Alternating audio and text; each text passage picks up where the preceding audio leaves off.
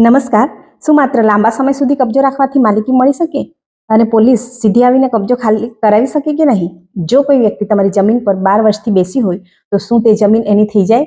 આજના વિડીયોમાં આપણે જાણીશું કે સુપ્રીમ કોર્ટ ઓફ ઇન્ડિયાએ જમીન કબજા મામલે શું સ્પષ્ટ આદેશ આપ્યા છે, 12 વર્ષનો નિયમ શું છે અને માલિક શું ભૂલ કરે છે જેને કારણે જમીન ગુમાવે છે, અને સમય મર્યાદા અધિનિયમ મુજબની મુદત શું હોય છે, એના વિશે આજે આપણે વાત કરવાના છીએ. તો ભારતમાં મિલકતના અધિકારો કૌટુંબિક વંશ, વારસો અને સદીઓ જૂની કૌટુંબિક પરંપરાઓ સાથે ગાઢ રીતે જોડાયેલા છે. કોઈ વ્યક્તિ ફક્ત કબજા દ્વારા જમીન પર અધિકારોનો દાવો કરી શકે તેવો વિચાર સરળ લાગે છે, પરંતુ વ્યવહારમાં પ્રતિકૂળ કબજા કાયદો દાવેદારને ઘણી કડક આવશ્યકતાઓ પૂર્ણ કરવાની ફરજ પાડે છે, અને આ અધિકાર ફક્ત સખત ન્યાયિક તપાસ પછી જ આપવામાં આવે છે. ફક્ત મિલકત પર રહેવું પૂરતું નથી. કબજો એ કાયદા દ્વારા જરૂરી સમયગાળા માટે સતત, ખુલ્લો, વિશિષ્ટ અને કાનૂની માલિકના હિત માટે પ્રતિકૂળ હોવો જોઈએ. ઉદાહરણ તરીકે, કોઈ વ્યક્તિ સુરતમાં વર્ષોથી કાયદેસર કબજા વિના વેચાણ માટે જમીન પર કબજો કરી શકે છે, પરંતુ જો તેઓ ખુલ્લા, સતત અને પ્રતિકૂળ કબજામાં રહેવા જેવી ચોક્કસ આવશ્યકતાઓને પૂર્ણ કરે છે તો તેઓ પ્રતિકૂળ કબજા દ્વારા કબજો મેળવી શકે છે. ખુલ્લો અને સતત એટલે કે 12 વર્ષ સુધી કાયમ માટે, વચ્ચે એનો ગેપ ના હોવો જોઈએ. પ્રતિકૂળ કબજા વિશે જાગૃત રહેવું ખૂબ જ આવશ્યક છે. યોગ્ય જ નહીં પણ મહત્વપૂર્ણ પણ બની ગયું છે. તમે નિવાસી, મકાન માલિક, કબજેદાર અથવા રોકાણ કરવા માંગતા વ્યક્તિ પણ હોઈ શકો છો. આ સમજવું હિતાવહ છે, કારણ કે તે તમને અણધાર્યા કાનૂની અવરોધોનો સામનો કરવાથી બચાવી શકે છે. ઉદાહરણ તરીકે, તમે 2001માં કબજો કર્યો છે અને 2012માં 12 વર્ષ પૂર્ણ થાય છે, તો 2013માં કેસ મોડો પડી શકે છે. તેથી જાગૃત રહેવું ખૂબ જ આવશ્યક છે. તો જાણીશું આપણે 1963ના મર્યાદા અધિનિયમની અનુચ્છેદ 65 હેઠળ 12 વર્ષ સુધી કબજો એ શું છે. પ્રતિકૂળ કબજો સમય મર્યાદા અધિનિયમ 1963ના અનુચ્છેદ 65 દ્વારા નિયંત્રિત થાય છે. તે મિલકતના બિન માલિકને ચોક્કસ શરતો પર મિલકતની માલિકી મેળવવાનો અધિકાર પ્રદાન કરે છે. જો ઉપરોક્ત પક્ષ ચોક્કસ સમય માટે સતત મિલકતનો કબજો ધરાવે છે, જે ખાનગી માલિકી પર 12 વર્ષનો નિયમ છે અને સરકારી જમીનના કિસ્સામાં 30 વર્ષ છે, તો તે મિલકતનો માલિક બની શકે છે. પ્રતિકૂળ કબજો કાયદો એ છે કે કોઈ પક્ષ એવી જમીનનો કબજો કરી શકે છે જેના પર તેનો કોઈ કાનૂની હક જ નથી, જો પક્ષ તેનો ઉપયોગ લાંબા સમય સુધી સતત અને માલિકની સંમતિ વિના કરતો હોય.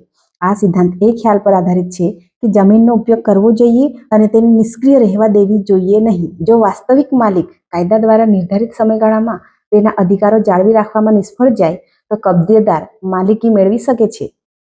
તો એ માટે પ્રતિકૂળ કબજો શું છે એ થોડું જાણી લઈએ.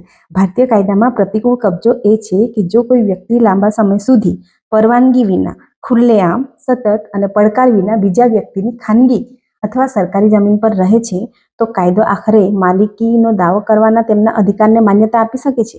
તેનો હેતુ મિલકત માલિકોને તેમના અધિકારોનું સક્રિયપણે સંચાલન અને રક્ષણ કરવા માટે પ્રોત્સાહિત કરવાનો છે. જો સાચો માલિક ખૂબ લાંબા સમય સુધી મિલકતને અવગણે છે અને કોઈ અન્ય તેની સંભાળ રાખે છે, જાણે કે તે તેમની પોતાની હોય, ત્યારે એને પ્રતિકૂળ કબજો કહેવામાં આવે છે.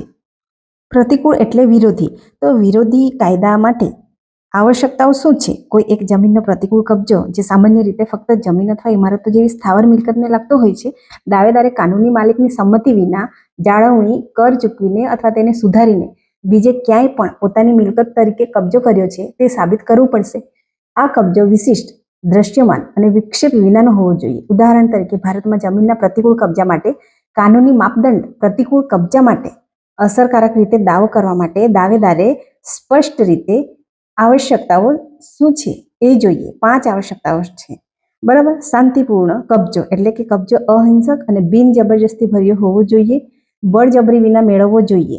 ખુલ્લેઆમ એટલે કે કબજો દ્રશ્યમાન અને સ્પષ્ટ હોવો જોઈએ. સતત એટલે કે ઓછામાં ઓછા 12 વર્ષ, સરકારી મિલકત માટે 30 વર્ષ છે, તો સતત કબજો રાખવો જોઈએ.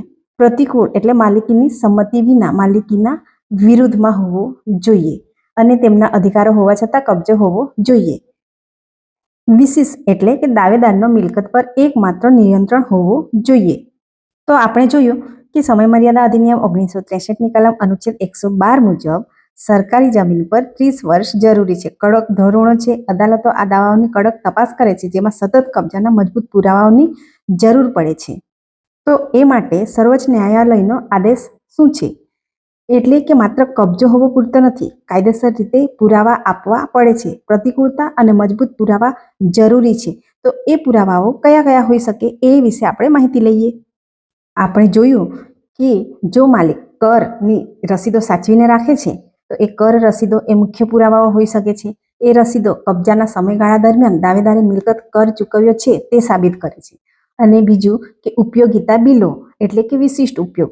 જો તમે વીજળી બિલ ભર્યું છે, પાણી બિલ ભર્યું છે અને ગેસના બિલો વગેરે ઉપયોગિતા બિલો દર્શાવે છે એ પુરાવાઓ છે. સાક્ષીઓ તરફથી સોગંદનામા લાંબા ગાળાના કબજા અને માલિકની જાગૃતિની પુષ્ટિ કરે છે. અથવા આપણી પાસે સર્વેક્ષણ અથવા સીમા રેકોર્ડ્સ કબજા હેઠળની જમીનનું ભૌતિક નિયંત્રણ અને સીમાઓ સ્થાપિત કરે છે. એ સીમા રેકોર્ડ્સ હોય એ પણ પુરાવા તરીકે આપણે એનો ઉપયોગ કરી શકીએ છીએ. કબજાની સ્વીકૃતિ, માલિકની કબજાની સ્વીકૃતિ અથવા જ્ઞાન દર્શાવતો કોઈ પણ દસ્તાવેજ હોય તો પણ ચાલી શકે છે. તો આ બાબત પરથી આજે આપણને એ શીખવા મળ્યું કે જો તમે જમીનના માલિક છો તો જમીન પર નિયમિત દેખરેખ રાખો, લીગલ નોટિસ મોકલો, સમયસર કાર્યવાહી કરો. ઝડપથી શહેરીકરણ પામતા દેશમાં જ્યાં જમીન કિંમતી અને મર્યાદિત છે, ખરીદદારો માટે એ જાણવું મહત્વપૂર્ણ છે કે પ્રતિકૂળ કબજો શું છે અને પ્રતિકૂળ કબજાનો કાયદો શું છે. તેની મર્યાદાઓને સમજવી એ તમારા રોકાણને ગુમાવવાથી બચાવવા વચ્ચેનો તફાવત હોઈ શકે છે. જમીન માલિક તરીકે તમારે નિયમિત દેખરેખ રાખવી અને સમયસર કાયદેસર પગલાં લેવાની જરૂર છે. નાની બેદરકારી મોટી મિલકત ગુમાવી શકે છે, કારણ કે લાંબા સમય સુધી ચૂપ બેસવું અને ચૂપ રહેવું જોખમી બની શકે છે. તો આ રીતે જમીન સંબંધિત કાયદા ખૂબ જ મહત્વપૂર્ણ છે. નાની બેદરકારી લાખોનું નુકસાન કરાવી શકે છે. જો તમને આવા કાયદાકીય વિષયો પર સરળ ભાષામાં માહિતી જોઈએ તો ચેનલને સબસ્ક્રાઇબ કરો, વિડીયોને લાઇક કરો અને કમેન્ટમાં લખો કે તમારે કયો કાયદો સમજવો છે. ફરી મળીએ એક નવા કાયદાકીય વિષય સાથે. ધન્યવાદ.